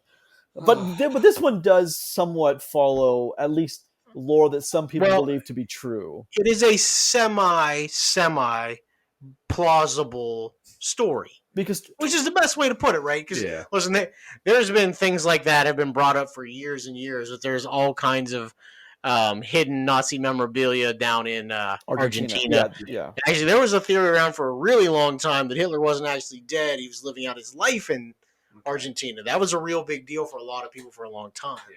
So at least there is some semblance of a historical story there. Okay. Whether that matters for Red Notice, I don't know. I don't think it does. I don't know. Well, I mean, it helps, I guess, set the stage a little bit for. Well, what's going for on. the third act, right? Yeah. Not set the stage for the third act. Well, for the end of the second act into the third act, sure. This movie is all about jumping from place to place, Yes. globe hopping unnecessarily, I think. But here's the thing: I don't like to say it's about Ryan Reynolds because Ryan Reynolds is great at what he does, and I'm going to reference Safe House probably more than once. I thought he had turned a corner in Safe House. Do you remember that movie, Roger and Chris? I do not. I Him remember and- Safe House. It had him and Denzel in it, right? Him and Denzel, and he was watching us. He was literally a Safe House attendee, and he just sat there day in day out. Just if the CIA needed a place to stash an asset, that was his place. Yep. And then an asset gets stashed, then Denzel as Tobin Frost, and then his safe house gets attacked. No one knows why or how they hit, and he escapes with Denzel, and he's trying to be the young agent to bring him in, and Denzel, it's a really but it's a great action movie with Ryan Reynolds completely against type from what we know of Ryan Reynolds, and he does a fantastic job. So he actually acts. Yeah. Yes, but this is nothing. They use Ryan Reynolds in this movie almost to a point of complete absurdity to get from one point to another. When that character in real life would last all of 17 seconds in any one of these scenarios before someone just punched him in the face or just shot him. Period. You know what I mean? The script only works because we have to get from point A to point B to point C to point D. You know what I mean? That's the only Sure. way this script works. Like, why in the world, just as a little thing, when The Rock's character gets framed, why in the world would you put them in the same cell? Why in the 'Cause hell? it's hilarious. But I mean, never. Comedy ensues. If Never you- in any hold on, political- hold on. If you look at the movie in the entirety of its scope, he was put there by Gal Gadot's character. Well, let's not get ahead of ourselves. Well- I understand that, but Yeah, but Well, no, I mean, no, you can't. I mean, in my opinion, you can't question. but that. he wasn't put there by her character. The captain. Well- you don't know that. I understand what Chris I means think in I that think case. he I guess I was. hadn't thought about it like that. Yeah, look at the movie in its whole retrospect. There are like 4 or 5 different moving pieces. Yeah, there's a few points. in But there's this no where- way that the guy who ran that prison, which by the way, even though they were captured in Italy, right? Weren't they captured in Italy? That was a Soviet prison. Yeah, but it's Interpol. Yeah, Fine, but And- how far do you have to travel to make that happen? Is my point. Is my any question. place there, Any place where a crime was committed. Yeah, you can. That's where you can be. Extradited too. Anyway, so let's go back to the beginning a little This bit. movie also has a time problem too, It by does. the way. It does. It's also got a bit of a pacing issue. Well, no, I meant like what would be physical time. Yeah. Like traveling travel doesn't make time. any sense here. No, it doesn't. You know, like when they go from Russia to Argentina? Mhm. Dude, that's like 40 hours. And then that's- that's just like one shot to the next. Yep. Yeah. That's like we got to be there tomorrow. Yeah. All right. No, you don't. Dude, that's 4 plane changes. Yeah. and- That's 2 fuel stops, one over C. You know what Yeah, I mean? right. But yeah, this- that's Russia to Africa, Africa across the entire ocean. No, I kept waiting for like some damn sure not in a helicopter. I kept waiting for some character depth, some deeper moments of these characters that were why they are the way they are, and that's another thing, they just don't come. So which Well, means They Netflix, give you some of it, but that's which means Netflix took them out because there's. Excuse me, I'm like trying to gather. Whoever wrote this, whatever screenwriter, well, let me see who that is, just so I can give credit to the right person. Steve, the screenwriter. The writer. Well, okay, he also wrote it. So Ross and Marshall Thurber, the director, also wrote it. Okay. Anyone who'd written a script and sells scripts, they would have put those moments in, which means there was a decision to take those moments out. Well, this movie's only 2 hours long. Oh, It's like 155 or something, right? Yep. Something that's like good that. for Netflix. That's fine. Well, listen. After I realized what's going on, I stopped it, paused it to see how long it was, and was like, cool. It's not 240. Okay, so let's go back to the beginning then of kind of how all the pieces fall where they fall. So, Roger, why don't you, after that first action sequence, when they capture Nolan, by the way, do you think there's a because this was so Indiana Jones, Uncharted, whoever wrote this would have definitely been a fan of Uncharted. Do you think there's any kind of semblance between his name being Nolan and Nolan North playing Drake in Uncharted? Do you think there's any kind of semblance No, I didn't there? think about that, but I don't know. Okay, I just was, that's me just reaching, but I thought that mean, was pretty cool. Nolan is also just a name that an art dealer, art thief would have. Yeah, right. Nolan. And I also want to say that, like, I really truly hope the Uncharted movie is better than this, because if this is the caliber of the Uncharted movie, we got trouble in the PlayStation Well, listen. universe. You might have trouble. Listen, I watched a trailer already. we all did. Yeah. I've seen the trailer once or twice. Yeah. You might. This might be the high point. Oh God. Hi, Roger. After that first sequence where they capture him, then we go to prison. Tell us a little bit about that. Prison ends up being very prison-y. Yeah, Russian prison. Russian prison-y, where he basically baits him into fighting somebody. Russian prison where they give all of their prisoners the right to walk around and do whatever they basically want. Pretty much. Yeah, right. Yeah, that's usual. And then just escape. High up in the mountains, high up They in would like these be Arctic gunned down mountains. within seconds. Yeah, within Everyone died here. yeah. Any one of these sequences is just completely fictitious because it's not. They don't. A prison like that, they'd have shot him in the head, and they would shot him in the back, and then just two tapped him in the head. Done. We're done. Movie over. Yeah, push you to your knees, one bullet in the back of your head, and throw you off the cliff. That's it. Although my favorite line in this movie happens at the prison escape. So Which one? Is that when he first tells him he loves him? No, I did appreciate that. When he asks him if can you fly a helicopter? Does the back of your head look like a giant penis? Yeah, I forgot about that. I did laugh out loud quite a bit because then he goes, "That's a yes." Yeah. I did enjoy that line very much. I wondered. I mean, did you guys think some of that towards the end, some of the very smarmy Ryan Reynolds humor was just a bit too much?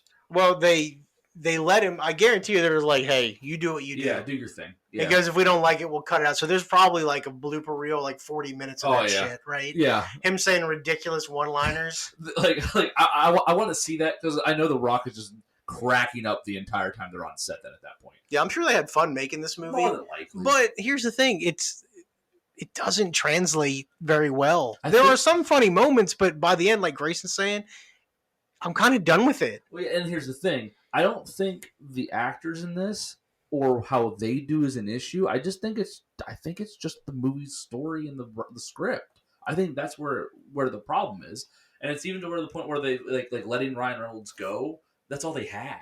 I think they just were like, hey, do your thing, make this funny because like they didn't have anything.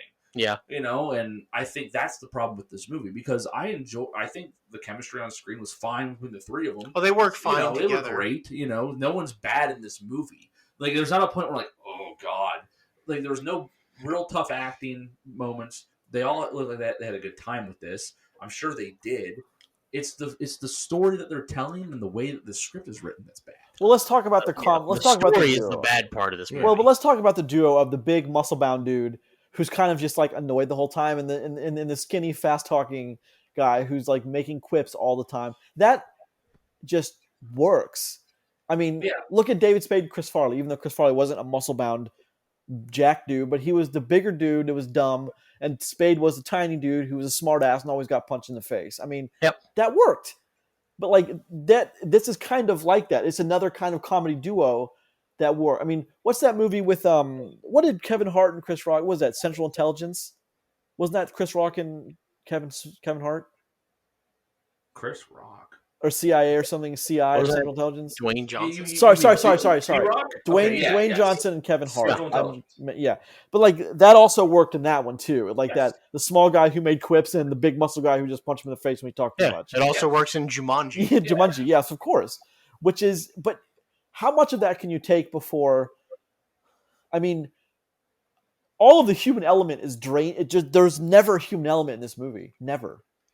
No, because there's. I mean, it's just over the top scene after over the top scene after Yes. over the top scene. That is true, but some cool ass shots though. I'll say that. Oh, I mean, They do some great drone work in this one. yeah, and like I don't mind the fight inside of the Spanish vault thing. Like it's fine, but in the end, it's like the product. They put all this money into making sure you get all this big budget feature, and it's just somewhere in the middle. Yeah.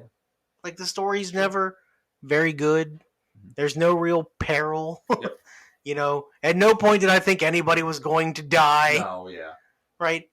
Like you couldn't even make it that somebody got hurt. Like nobody even gets hurt True. in this movie. True. There's no blood in Like- this movie. Not really. Like there's a massive shootout. Nobody takes one in the arm. Nothing. Is there any Exactly. blood in this movie? Not really. Not much. He almost gets stabbed with that spear. But there's no blood. I don't. No, even when they're fighting, even when they're having like major firefights trying to get out of the prison, like no one actually gets hit. Everyone yeah. just kind of jumps out of the way. Like even and- when he sprays the gun around, they all just kind of fall down. Yeah. Yeah. The helicopter, you mean, right? Yep. Yeah. Yeah. Weird. Yeah. Oh, let's talk about the helicopter shot for a second. I believe that Netflix just had a lot of money. I think they added that. I The think, rocket scene. Yeah, I think that's an added stunt because they just had money. Okay. Because it's like, they're like, hey, we got like some more in the budget. Do something cool with this helicopter. Like done. Like I think that was it. One of my favorite movies of all time is Tropic Thunder. Okay, that Yeah. movie rules. Yes, Right. I agree. And make that the again. You'll never see it. no, you'll never see it again. That is cinema that will never be made again. Nope.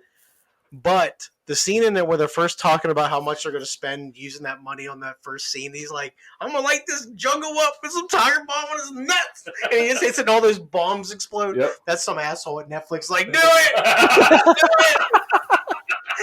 Somebody's got the Netflix Yeah. credit card. Somebody just with a swiping it. mullet and a bunch of pyro is ready to go. He's like, "Make it happen, Dwayne. We're gonna grease you up for this one." That's it. God, I gotta watch that movie again. That's on one of the streaming services I saw. Tropic on my- Thunder is a masterpiece. Well, no, We'll never be able to make it again. Look, all joking aside, that movie, even though it's sometimes very silly, but it is also a good movie. Like that's important to. Tropic Thunder is hilarious. But that's also too like important distinction here is like there's elements in that movie that work, and they work in a way that keeps you engaged with the movie, but also keeps the characters is who they are. Like People actually die in that movie. Yeah. But that's like the whole thing is like Robert Downey cast as one dude who's disguised as another dude. Like it all just works so well, and that's the whole thing. This Red Notice is not that. Also, I have an issue with the title Red Notice. Mm-hmm. It just seems after watching the movie, I'm not sure I would have called it that. I'm not sure. Would you call it Indiana Uncharted? Uncharted? I don't know. Indiana? I don't know. But I mean, Indiana Jones? but let's so I mean. Indiana Jones treasure. So okay, what's the Roger? Can you find us the budget for this for Red Yeah, Notice I real got you. quick? I'd be curious to know how much money they threw at this. I bet it was expensive. I'll bet you this was above 100. Oh, yeah. I'd be surprised if it wasn't above Well, 150. Casting cost alone would be high, right? Well, see, I don't know about that. And the reason I don't know about it is because it's The Rock's production company. I bet you he doesn't take as much money when he gets that. That's Because true. he gets more money on the backside of it because it's his company. But until we know how Netflix quantifies things. $200 million. Well, okay. Well, hold on. Look good. Hold on. Fair question is, did they allocate that many funds to it because they knew there was going to be a sequel? And I mean, shocker. Oh, there's- probably. Okay, that's fair. Yeah. This is absolutely We're doing sequel more of bait. these. So I guess the question. I mean, 200 million. Fucking hell, That's a man. lot of money. That's though, a right? lot. That's a Marvel budget. That's like Lord of the Rings style In a budget. movie That's in a movie where nothing really happened. Yeah, it's not like Iron Man was flown into. Yeah, like Do you spent a something. lot of money on this, and not a lot happens in your movie. So this to me just feels like paint by numbers.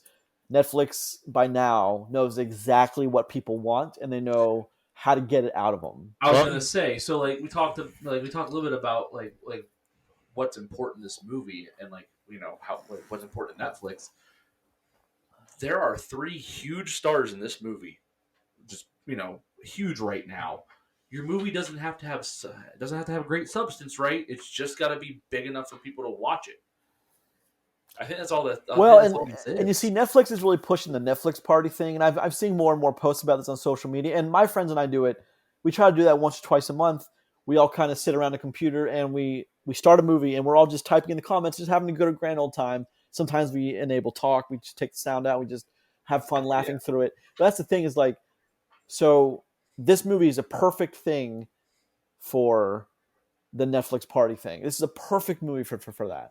Yeah. Especially if you Yeah. have people that like the cast. Well, you can mindlessly view this movie and not miss a single thing. You really could. I mean, honest to God, maybe you might perk up when they go to Argentina and there's like that bunker. There's a twist. There's like the bunker built into the ground, and like once the word Nazi is mentioned, I'm sure a lot of people get more like, whoa, did they say Nazi? Like it's one of those things. But man, there's not a lot. I actually thought good one of the in movie. coolest things they did in this entire movie was when he opened up the vault. Like the actual intricate part of that, how like you put it in and then turned it, and then it turned the other way. Oh, and that yeah. door, I was like, that's actually kind of Oh, cool. hold on. Now you're talking about the subplot of the Watch, Yes. Yeah. which was again one of those they attempted to round out his character by he has major dad issues. No, they both do. Like yeah, Yes. but and then the watch that he happens to bring with him. What if what if he didn't have the watch? Well, I don't think that's the unbelievable part. No, it's not. No, I mean, listen, that would be critical, yes. But just remember, immediately after that, there is a multi-car chase scene for vehicles that have been sitting for almost 100 years. Yeah, like They both fire right up and then immediately speed through a cave. shoot. I mean, you love how they're shooting at each other in the room with the priceless artifacts. It would. Yes. I mean, we're talking I've got- like trillions of dollars. worth Yeah, of we stuff can't in just be there. like, listen, truce. Yeah. When we get outside, we'll slug it out. I've got a Pontiac G6 that's been in my garage for a month and a half. I bet it doesn't start. Zero- I need a battery. 0% chance. Like, there's no way. No, whenever I go home, my Accord, which is sitting outside, which I mean, I have It's to. cold out. It might not start, I'm gonna right? start. But that Mercedes sitting in there for 90 years starts right up. I Like, mean, no problem. It's a great ad for Mercedes, though, right? I mean, I have a 2020 Honda Civic in the passenger side window. Doesn't like to go all the way down when it's cold. So, on like ad Modern space, problems. ad space, a $200 million budget. How much was paid for by Instagram? You think? Mm. Because holy crap, it's in here a lot. well, Lot of I Instagram. looked. If you go on Instagram, and I know we're getting a little long. We'll wrap it up here soon, but we're going on Instagram, and you type in Red Notice. They actually did quite like a media blitz on this movie. Well, don't forget, The Rock actually has stake in Instagram. at this Yeah, the raw. I mean, there's a lot of Ryan Reynolds pictures that look goofy, which is that's Ryan Reynolds' forte is goofy. point. Yes. I'll give him that. And there's lots of pictures of The Rock and Gal Gadot like laughing behind the scenes, and Yep. that stuff's cool. But man, they really now some movies I look at have maybe a dozen or half dozen pictures. This movie has a ton of photos and videos, and them talking about a shot that just didn't work and they have to do it again. Like there's a huge media blitz for that. We have to start thinking about that too because media is 100% part of life in this country, and Well- in any first world country. The thing with that is that's probably one of their main sources of advertising for this because this is a Netflix movie. Yeah. They don't have to throw out the theatrical like 4-trailer budget here. Listen, you'll get your trailer, go check it out on YouTube. That's really all it says. There's never a commercial for this that's more than 30 seconds long until you go and look up the actual trailer. Yep. So that's kind of it. Yeah. You're not wrong And for about some that. reason, they stuck this out in a couple of theaters somewhere, I guess. I don't know why. Just make sure it qualifies for the Oscars, probably. Well, yeah, I mean, Right? Yeah. All right. Yeah. Yep. Okay. See what I did there? Yeah. you have They to. ain't I mean, gonna get it, but it's good for them for trying. well, Netflix is trying, and I get this because I look around the theater underworld. Netflix is trying to purchase theater chains, and AMC is really trying to not let them do that. I mean, wouldn't you Yes, want that to not happen if you were of course. AMC? But I mean, here's the thing: is you guys, Roger and Chris know I like to die on that hill with no theatrically is the only way to watch it. But like Netflix that does everything their own, they're going to outpace theaters. They already, some would say they probably already are. There's a chance. I mean- Like I mentioned beforehand, remember, Netflix just isn't making movies. They're doing everything. Yep. They're their own distribution. They're their own advertising. They don't rely on anything outside of the house. Well, okay. How long before Netflix opens their own theater chain and the cost of a ticket is logging into your account? That's it. That's all they require for you to watch a movie. Well, they could probably do that because me and you know they don't make any money off the movies. Well, here's the thing, though. like 2 cents. Well, hold on. That'd be different, though, because if they own every piece of that puzzle, it's not like when we used to work in a movie theater where basically a $10 movie ticket, the movie theater from the actual purchase of the ticket, the movie theater gets like less than $1 of that. Like 2 cents on opening weekends. But if you own the movie, own the production company, own the distribution You're rights, just making No. more money. you get all of You're the just money. making- Yeah. At least 90%. I don't know Son where of a bitch. I don't know where some contracts come in, but like you get 90% of that money goes to your pocket. What's So instead, go ahead. Chris. what's the reason that AMC and Marquee are in business still? What do they make the most money? Popcorn, baby. Right? Where just imagine Netflix with their own money plus popcorn money. Well, but Oh, but Netflix, given their model that we have streaming, you can okay. Let's just for a second imagine your local theater is run by Netflix. You can go get that same large popcorn, large drink, and probably a box of candy if Netflix is running it for like $6. I'm willing to bet it'd be No. like $7. No, I bet you it would be the same I bet you price. they charge almost the same exact price. Not when they first open because they have to drive out the competition first. Maybe.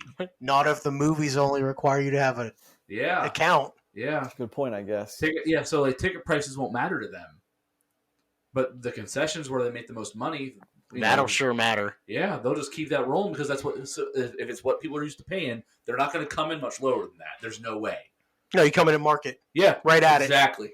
You come in, you make that huge profit margin, and go, "Hey guys, your tickets are free." Yeah, you want Come on, 3/4 of the stuff to cost the exact same. One thing to be more expensive, one thing to be cheaper. Yeah, So And nobody then ever argues it. Everyone comes on in. Yep, that's just money in their pocket. God, that's terrifying. But isn't it though? Like, but that's I mean, if you think they haven't already put that plan into at least a Oh, I'm somewhat sure of it's a already wheels are of- spinning yeah, somewhere. Yeah, multi-step program. You're wrong about that. And like of the people on the show that debate this, I'm the one that's going to lose this argument because eventually theaters will be kaputski. Theaters will definitely be gone. Well, I mean, they're not. I don't want to be the guy because I love going to the movies. They ain't much above life support right now. Yeah, I mean, I But they went through the hardest thing they'll ever have to go through, and they Yeah. came out. But I Not mean, all of them, most of them. But I mean, you don't come out of that twice. No, if there's anything on this level ever again, no. Exactly. You don't come out of that twice. Gunzo. I mean, I went to see Eternals on Saturday night on the second week it was released.